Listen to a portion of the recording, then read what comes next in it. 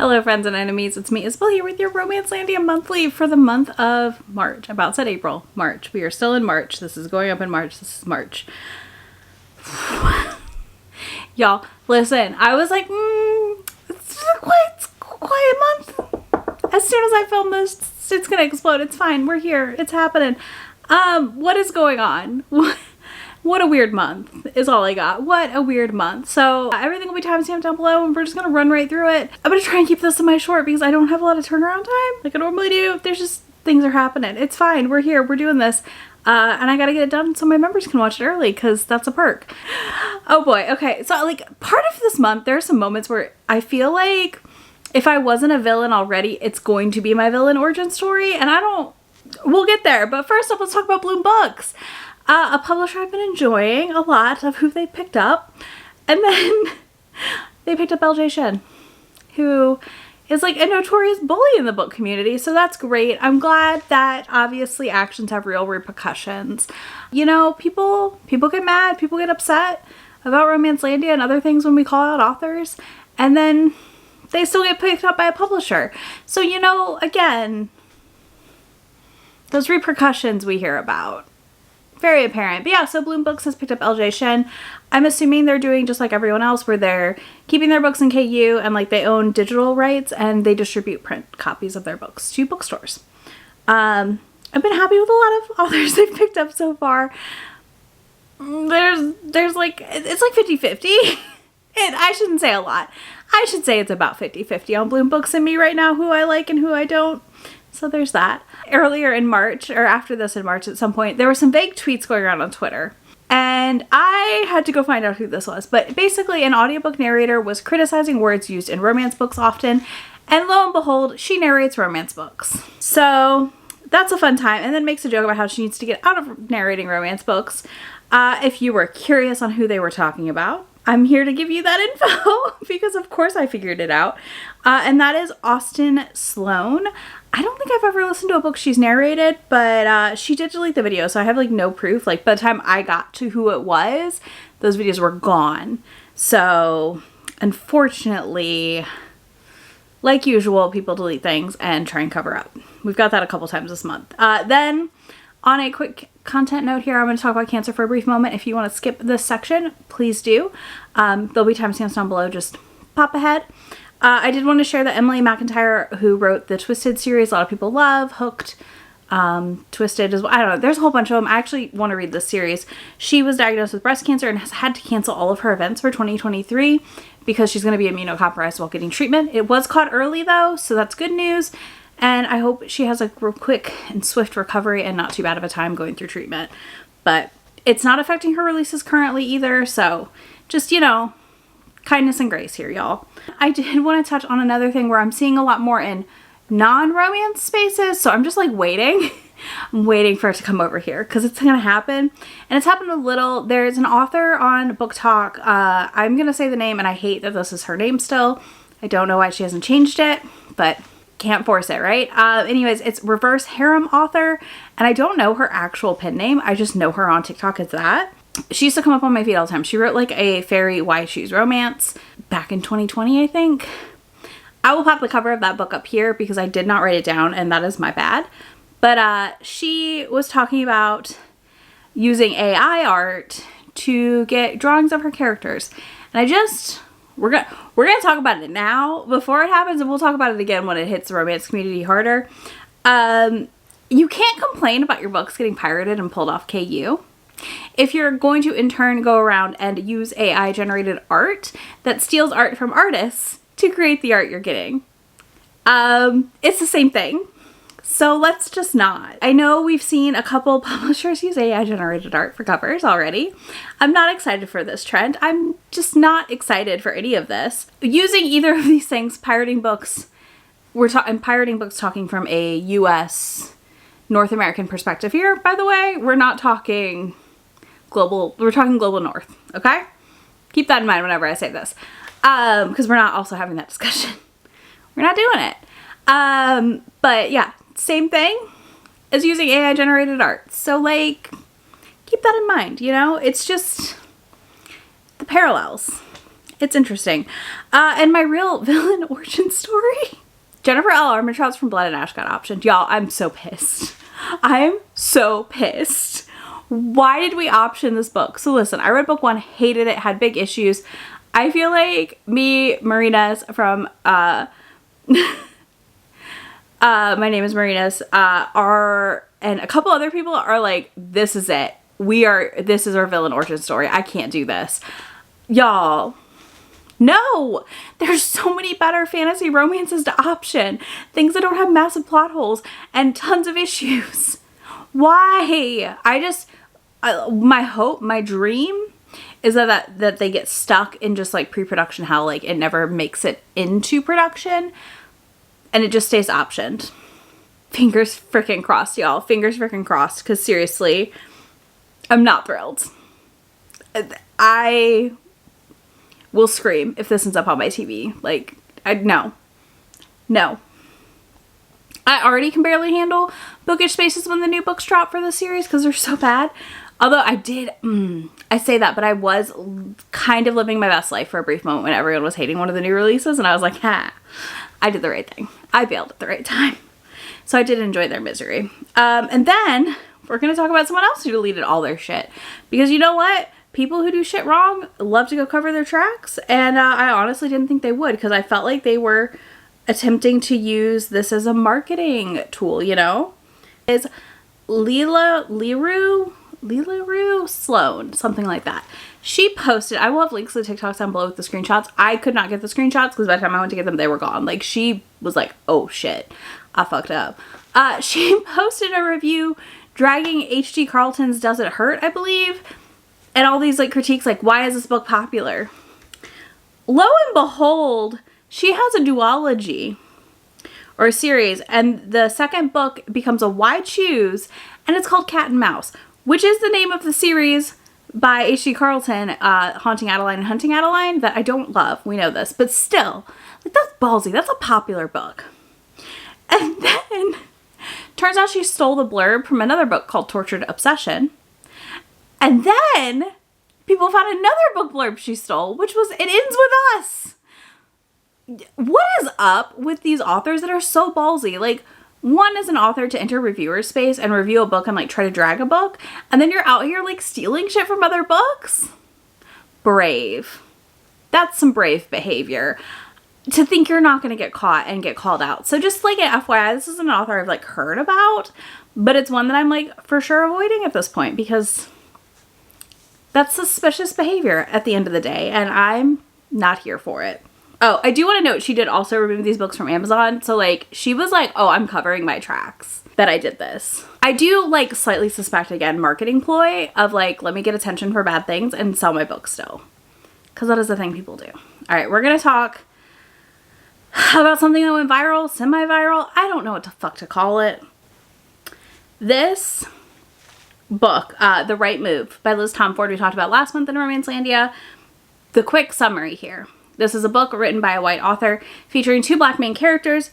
It is a romance. There's been a lot of discourse on both sides of the conversation. I'm not really here to insert myself in that discourse. Again, talked about it last month. Some of the issues stem from people calling it black romance. It is not black romance. It's a whole thing, right? Like, it's a whole thing. Well, here's the clip. So, that's what this clip is about. Just to give you some context, this is from some reading sprints. And basically, this booktuber is asking this question to be snarky and try and like bat back at the criticism towards this book. So yeah, here's the clip. So much. Do you think that it was inappropriate for Liz Tomford to write about the representation that she did as the type of absolutely not she is? No, I'm grateful for it. It's the same thing that I told Sophie Lark when I told Sophie. I am someone who is so unsurprised by this.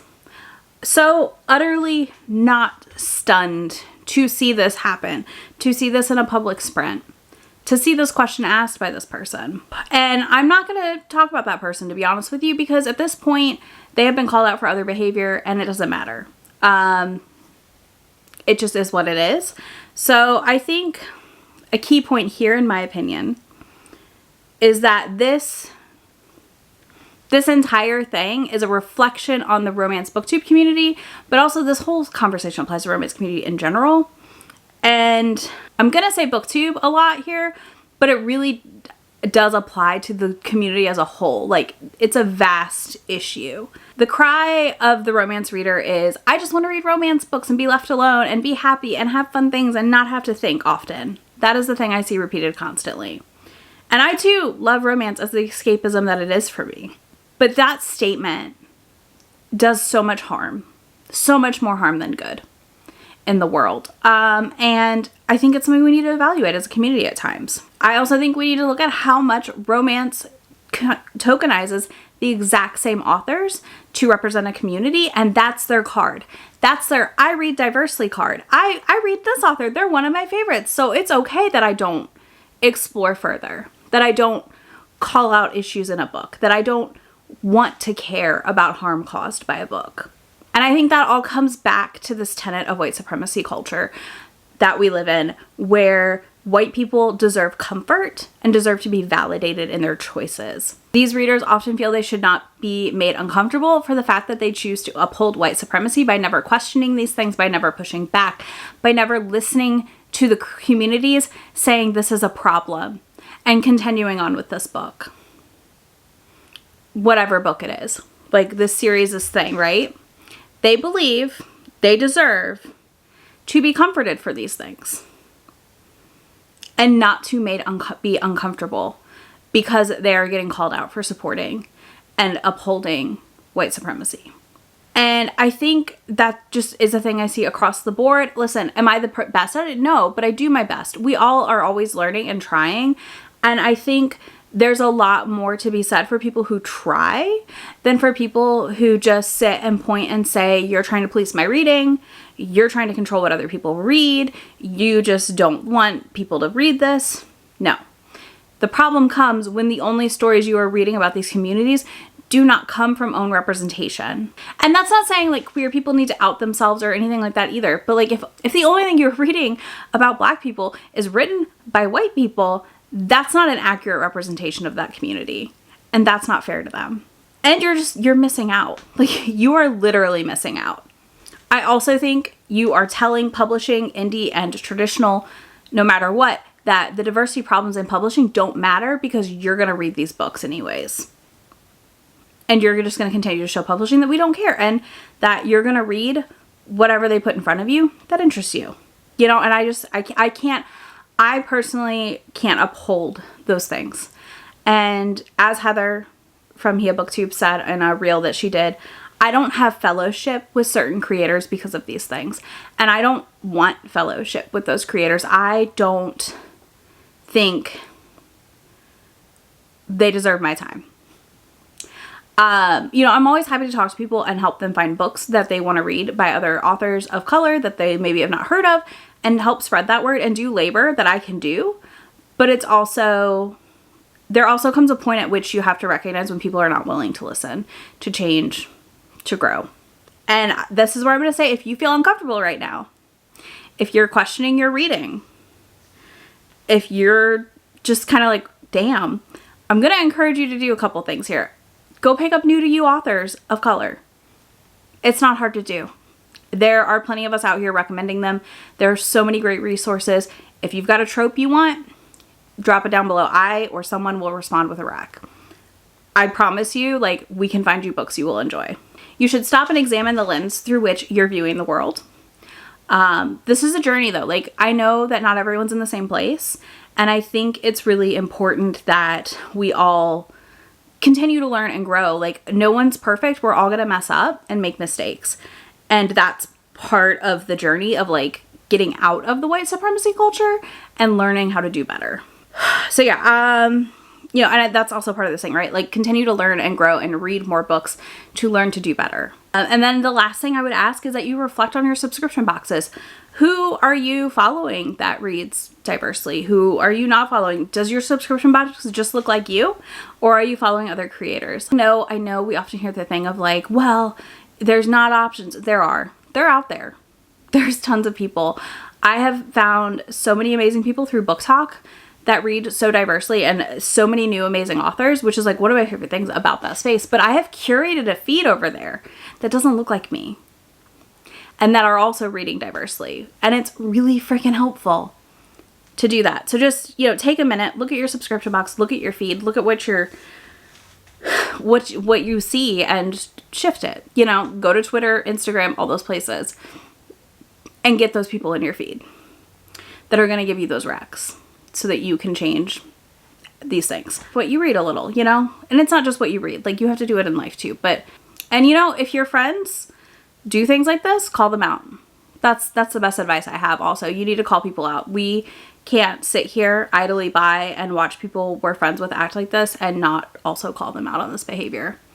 So yeah, that's it for that one. And we have one more thing. We have one happy note to end on because that was a lot, I know. And again, I just recommend you sit with it and think deeply about these things and look more into the tenets of white supremacy culture, because it'll help you understand some things better. Last but not least, though, some fun news. I hope this is a step towards us getting some other adaptions, but Apple TV has picked up Skye O'Malley series by Beatrice Small. Like, it's coming to Apple TV. And this is like an erotic romance, like, classic. I've never read these. Anyway, I'm excited. I'm hoping we're gonna get like sexy historicals on TV now. Who doesn't want that? I want more of that. So I'm really excited to see what Apple TV does with this. I know obviously Bridgerton is part of the source for this, and the interest in things like this. So I'm excited and hopeful. We'll see what happens with it. If you made it this far, thank you so much for hanging out with me. I know this is a interesting one. And if you have any books, favorite authors of color you want to recommend, drop them down below because I'd love to have more to add to my list to check out. And if you don't want to do that, you can drop a fire emoji. Drop a fire emoji if you don't want to do that. And I will be back in a few days with my next video. I hope you all enjoyed this month's Romancelandia, and I will see you all in just a few days. Bye! Come with me, I'm not really asking. We'll get away to a place where we don't know. About to see the world in action, what we can be, life with no distractions. We'll get away, this is what